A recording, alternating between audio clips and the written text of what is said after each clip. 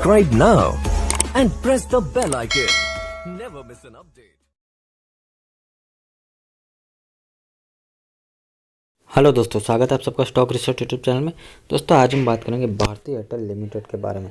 Bharti Airtel में पिछले कुछ दिनों से काफ़ी गिरावट हो रही है। ऑलमोस्ट यहाँ पे 600 के आसपास ये शेयर था एक महीने पहले, और अभी देखें तो एक महीने के अंदर ऑलमोस्ट 11% की यहाँ पे गिरावट हो चुकी है। तो भारती एयरटेल में ऐसा क्या हो रहा है उसके बारे में आज हम बात करेंगे, और जो लोग 600 रुपीज़ के आसपास माल उठा के बैठे उनको क्या करना है उसके बारे में आज हम बात करेंगे। तो जो भी नए लोग हैं प्लीज़ चैनल को सब्सक्राइब कर दीजिए, और भी किसी शेयर के बारे में जानना चाहते हैं प्लीज़ चैनल के नीचे कमेंट कीजिए। तो आपने अभी तक टेलीग्राम चैनल अगर ज्वाइन नहीं किया है तो टेलीग्राम को जरूर ज्वाइन कर लीजिए, क्योंकि इस गिरावट के माहौल में भी मार्केट में कुछ अपॉर्चुनिटीज़ ऐसी है जहाँ पे बाइंग का मौका आपको मिल सकता है, जहाँ पे आपको ट्रेडिंग का भी अच्छा खासा मौका मिल सकता है। तो प्लीज़ टेलीग्राम चैनल जरूर ज्वाइन कर लीजिए। उसमें आपको time to time intraday calls, positional calls और काफ़ी सारे बेनिफिट और लेटेस्ट न्यूज़ भी यहाँ पे मिलती रहेगी। तो टेलीग्राम चैनल एकदम फ्री है, और जो लोग पेड मेंबरशिप करना चाहते हैं वो सब्सक्राइब के बाजू में ज्वाइन बटन है उसको दबा दे। 400 रुपीज़ पर मंथ में आपको 4000 रुपीज़ पर डे का फ़ायदा हो सकता है। यहाँ पे सिर्फ 400 रुपीज़ पर मंथ में एक बार जरूर ट्राई कीजिए। ओके, तो भारतीय एयरटेल के बारे में बात करते हैं। पहले हम चार्ट पे देखेंगे टेक्निकल लेवल क्या कहते हैं। तो दोस्तों भारतीय एयरटेल का अगर आप चार्ट ध्यान से देखें तो यहाँ पे ऑलमोस्ट ये जो लेवल है ऑलमोस्ट इसके सपोर्ट लेवल के आसपास ही ट्रेड करता है। तो अगर 511 रुपीज़ का लेवल यहाँ पे ये टूटता है तो उसके बाद जो राउंड लेवल है 500 रुपीज़, अगर इसको भी ये तोड़ देता है तो ये सर हमको 480 तक आते हुए दिखा देता है। ओके, तो जिस तरह से इसके अंदर तेज़ी है और फिर से यहाँ पे आपको एक डबल टॉप बनाते हुए दिखाई दे रहा है। ओके, और डबल टॉप के बाद ऑलमोस्ट मार्केट यहाँ पे गिरता है। अगर यहाँ पे ये सपोर्ट लेता है 510 रुपीज़ के आसपास तो फिर से ये बाउंस बैक कर सकता है, और अगर ये यहाँ को तोड़ता है तो फिर से ये 480 के पास आ सकता है, जो कि ये लेवल आपको दिखाई दे रहा है ऑलमोस्ट 480 रुपीज़ के आसपास।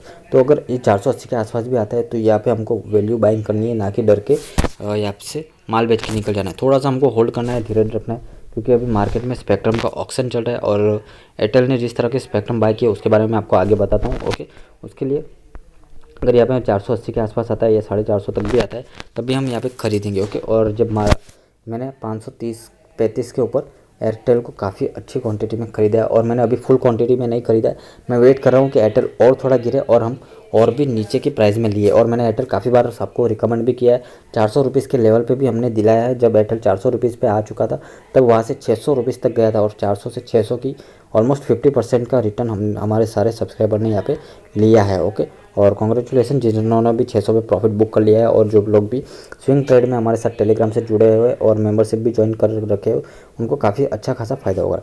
और अभी काफ़ी कुछ दिनों से देखें तो आप जो ये जितनी भी गिरावट आपको यहाँ पे दिखाई दे रही है ये सारे, अगर आप डेली रिपोर्ट देखते हैं डिलीवरी की NSE पे तो आप देख सकते हो करोड़ों में शेयर की ट्रेडिंग हो रही है, और साथ ही साथ डिलीवरी भी यहाँ पे काफ़ी ज़बरदस्त उठाई जा रही है। ओके, तो शेयर में जिस तरह की डिलीवरी उठाई जा रही है यहाँ पे मार्केट जो है गिरावट में इसको वैल्यू बाइंग के लिए खरीद रहा है, क्योंकि शेयर जो है कहीं से भी बाउंस बैक हो सकता है। ऐसा ज़रूरी नहीं है कि 480 पे आएगा तभी बाउंस बैक होगा। शेयर जो है 510 से भी बाउंस बैक हो सकता है, 480 पे भी हो सकता है, या फिर 450 पे भी बाउंस बैक हो सकता है। इसलिए मार्केट जो है यहाँ पे कोई भी मौका यहाँ पे कम प्राइस पे खरीदने का छोड़ना नहीं चाहती होगी। तो मेरे हिसाब से आपको वेट नहीं करना चाहिए कि 480 पे आएगा तभी मैं लूँगा। मेरे हिसाब से अगर आप 100 शेयर खरीदना चाहते हैं तो 10-10 शेयर खरीदना अभी से शुरू कर दीजिए। 10 खरीदे, 20 खरीदे, या अगर आप अभी करंट मार्केट प्राइस जो कि 530 है उस पर 10 शेयर खरीदते हैं, और फिर 500 रुपये पे फिर से 10 या 20 शेयर खरीदते हैं, फिर 480। अगर इस तरह से बाइंग करेंगे तो आपको मिनिमम लॉस होगा और मैक्सिमम प्रॉफिट होगा। ना ही एक ही साथ एक ही प्राइस पे बाई करना है, ना ही एक ही साथ एक ही प्राइस पे सेल कर देना है। ओके, हमेशा धीरे धीरे थोड़ा थोड़ा क्वांटिटी में खरीदिए और धीरे धीरे थोड़ी थोड़ी क्वांटिटी में सेल कीजिए, ताकि आपको ऐसा ना हो कि आपने 600 में बेच दिया और उसके बाद शेयर तो 650 तक चला गया और आपको फिर ऐसा लगे कि मैंने जल्दबाजी कर दी शेयर बेचने में। इसलिए अगर आपके पास 100 क्वांटिटी भी है तो पहले 20-30 क्वांटिटी ही बेचें, और फिर जैसे जैसे शेयर ऊपर जाता है वैसे वैसे शेयर को आप बेच सकते हो। तो इस तरह की टेक्निक अगर आप यूज़ करते हो मार्केट में तो आपको काफ़ी अच्छा और लंबे टाइम तक आपको बेनिफिट मिलता रहेगा पोजिशनल कॉल्स का भी। ओके, और उसके लिए टेलीग्राम का लिंक डिस्क्रिप्शन में है। दोस्तों अब मैं आपको लेके आया हूँ NSE पे देखेंगे 5 मार्च की डिलीवरी रिपोर्ट। ये है भारतीय एयरटेल लिमिटेड।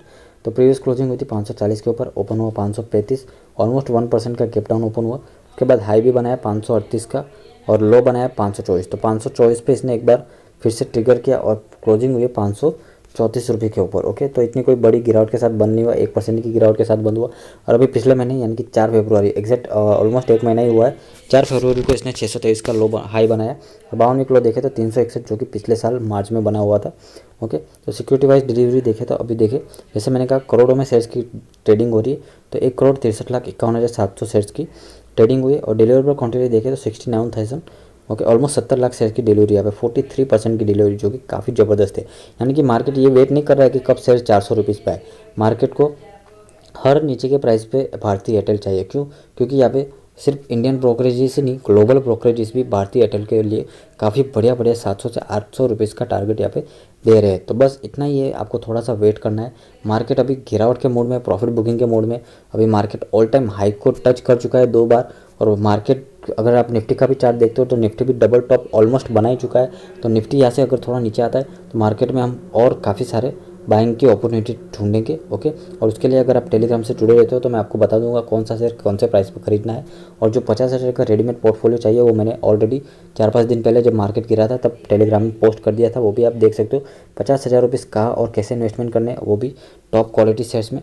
सारे के सारे शेयर्स ने ऑलमोस्ट 5 से 6% का रिटर्न दे दिया है 4-5 दिन के अंदर ही, और काफ़ी अच्छा रिटर्न दिया है। ओके,